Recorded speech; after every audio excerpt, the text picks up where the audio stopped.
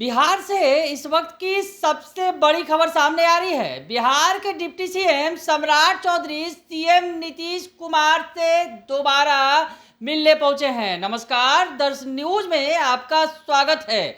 मैं हूं अनुराग।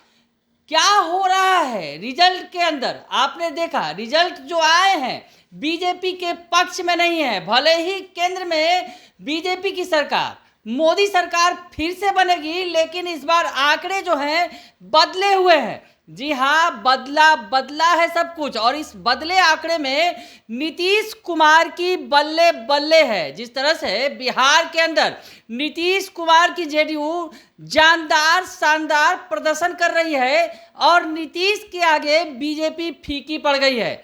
और इतना ही नहीं, यूपी, राजस्थान, हरियाणा में बीजेपी की हालत पतली हो गई है। यूपी की बात करें तो आधी से ज्यादा जो सीटें हैं बीजेपी के हाथ से निकल गई है और राजस्थान में भी तगड़ा झटका लगा है। और बिहार की बात करें अगर, तो नीतीश कुमार बीजेपी की लाज बचा कर ले गए हैं। तो नीतीश का इंपॉर्टेंस बढ़ गया है और फोन आने शुरू हो गए हैं। और इधर दूसरी तरफ बिहार के डिप्टी सीएम सम्राट चौधरी नीतीश कुमार से मिलने का प्रयास कर रहे हैं लगातार। पहली बार आवास पर गए थे तो मुलाकात नहीं हुई थी, लेकिन दोबारा पहुंचे हैं सम्राट चौधरी। तस्वीरें आप देखिए, जिस तरह से तस्वीरें निकलकर सामने आ रही हैं। और आपको बताएं, जिस तरह से सीएम नीतीश कुमार का फोन कुछ देर पहले तक बंद आ रहा था, केंद्र से लगातार उन्हें फोन किया जा रहा था। जो बताया जा रहा है, जो बीजेपी के तमाम बड़े आला नेता हैं नीतीश कुमार से बात करने का प्रयास कर रहे थे, लेकिन उनकी बात नहीं हो पा रही थी।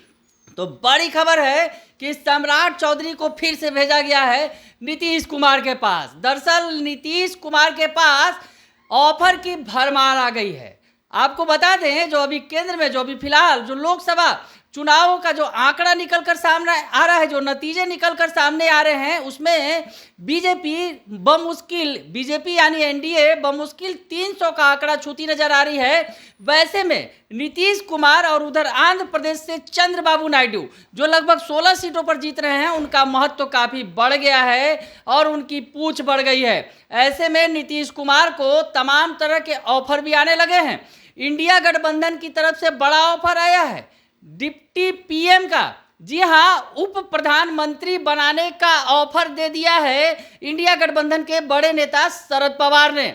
तो ताजा हालात जो हैं, जिस तरह से जो रिजल्ट बदल रहे हैं पल पल, जिस तरह से, और जो झटका लगा है, अगर कहा जाए बीजेपी को, अगर 2014 की बात करें, 2019 की बात करें, तो 2014 और 2019 में जिस तरह से बीजेपी ने अपार सफलता पाई थी, प्रचंड जीत हासिल की थी, लेकिन इस बार वैसी जीत नहीं है। और इस जीत के बाद नीतीश कुमार का कद बढ़ गया है। और इस बीच खबर यह भी है कि जीतन राम मांझी को दिल्ली बुलाया गया है, यानी एनडीए अपना कुनबा समेटने में लगी है। और जिस तरह से खबरें आ रही हैं, जिस तरह से नीतीश कुमार को ऑफर मिल रहे हैं, चंद्रबाबू नायडू के बारे में भी खबरें आ रही हैं कि वो भी इंडिया के गठबंधन के संपर्क में है। वैसी स्थिति में परिस्थितियां क्या होंगी, ये बड़ा सवाल है। लेकिन जिस तरह के जो आंकड़े हैं, उसमें नीतीश कुमार की बल्ले बल्ले है और नीतीश कुमार से मिलने सम्राट चौधरी पहुंचे हैं।